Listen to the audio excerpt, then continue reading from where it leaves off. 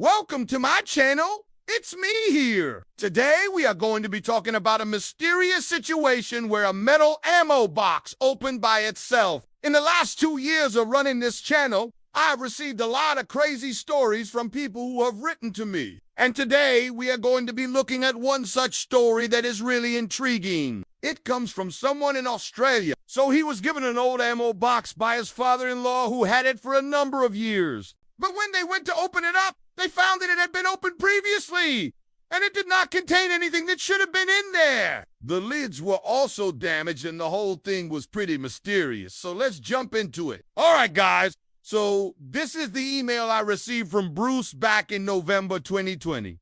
I do want to know if I am saying that right, but anyway, it's the closest I can get. It says, "Hi, Ross. Hope you're keeping well. Would you please put this on your list? My father-in-law passed away recently, and while sorting through his things, we came across this ammo box. He'd had it for many years, but didn't know anything about it, only that it was very heavy. He was a returned serviceman from World War II and kept a lot of military memorabilia. However, this box wasn't his. It turned up in a house he bought after the war in Alice Springs, Central Australia. We believe it may have been buried because of the state of the lid, which is corroded on one side, as if it had been in contact with water. It was full of what appeared to be small lids shut like 6 or 8. There were some little bags, all perished and crumbling, which contained bits of cloth and paper. These may have held something else which decomposed over time. One compartment had some small metal discs, looked like washers, and another had a large amount of tiny tacks, as in push pins. The lids have been forced open, as if someone tried to get into it in a hurry and abandoned it. This was in the early 70s when he purchased the house. He had intended to clean it out and never got around to it. So it sat in the roof for the next 40-odd years. The box itself is heavily rusted and pitted. On the outside, it has the letter G. Can't make out any numbers or other markings. Inside the bottom of the box, the only marking is a faded stenciled G with a number 19. That would suggest it's a munitions box from World War I. Judging by the style of the lettering, I've enclosed some photos. Any information would be greatly appreciated. Thanks, Bruce. Now, I responded to Bruce and asked if I could use his photos and his story in my videos. He said that was absolutely fine, and even offered to send the box to me if I wanted to take a closer look at it. Of course, I declined that offer because it would be very expensive to ship it over from Australia to Canada. But thank you, Bruce, for offering. Now, this story has been sitting in my files for about 6 months now, and I've just got around to it.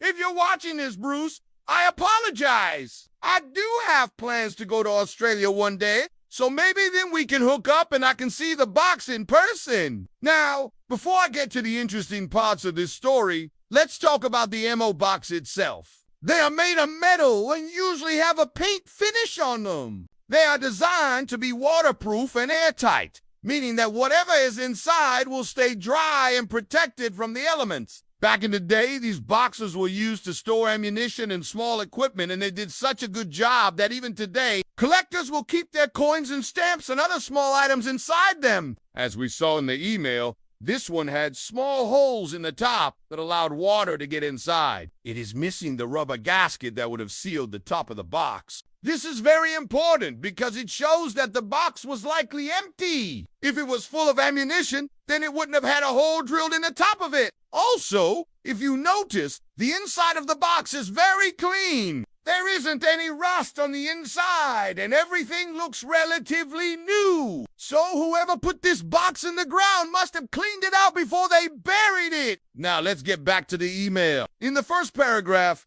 Bruce tells us that his father-in-law had passed away, and that while sorting through his stuff, they found this ammo box. His father-in-law had no idea where it came from, only that it was very heavy. It was only when they started looking for the origin of the box that they realized that it may have been buried at some point in the past. So right off the bat, we can tell that this is not a World War II ammo box, because if it was, it would have likely been full of bullets and explosives, and they would not have left it just sitting around in the house. Also, if it was full of ammo, Why would they drill a bunch of holes in the top of it? It doesn't make sense. It seems like the box was cleaned out long before it was found. The box was believed to have come from a house that his father-in-law purchased in Alice Springs, Central Australia, after the war. This leads me to believe that it was actually used in both world wars. Both Britain and Germany used ammo boxes during both wars, and the design did not change much. I cannot find any markings on the box to help narrow down its age.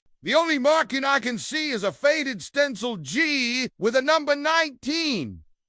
Judging by the style of the lettering, it would seem that this box dates to World War I during the Second Boer War. The British used GI patent boxers to carry small equipment. These were made of metal and were meant to be carried on the soldier's back. They were later replaced by the Mark-to-Patter in 1905. Then during World War I, the British used Mark-to-boxes, so it's safe to say that this box dates somewhere between 1905 and 1915. What's really strange about this box is the contents. Bruce told me that it was full of what looked like small lead shot. He also said that there were some small bags, but they were too far gone to tell what was inside. It sounds like whatever was in those bags disintegrated and left only some cloth and paper behind. There was also some sort of metal disc in one compartment. I think they may have been washers, but he wasn't too sure. The other compartment had a large amount of tiny tack. So what exactly does this mean? Well, the only thing I can think of is that the original contents of the box ticket. We know that the box was likely buried underground at some point because of the state of the lid, which had corroded on one side. Maybe the box was buried in a rush and then forgotten about. Over the years, the contents of the box rotted away, leaving behind nothing but dust and a few metal items. It's possible that what was in those bags was human remains. Maybe the people who buried the box were trying to hide evidence of their crime. Or maybe they simply buried a dead body in the backyard, and over the years, the remains decomposed and left only bones behind. That would explain why they drilled holes in the top of the box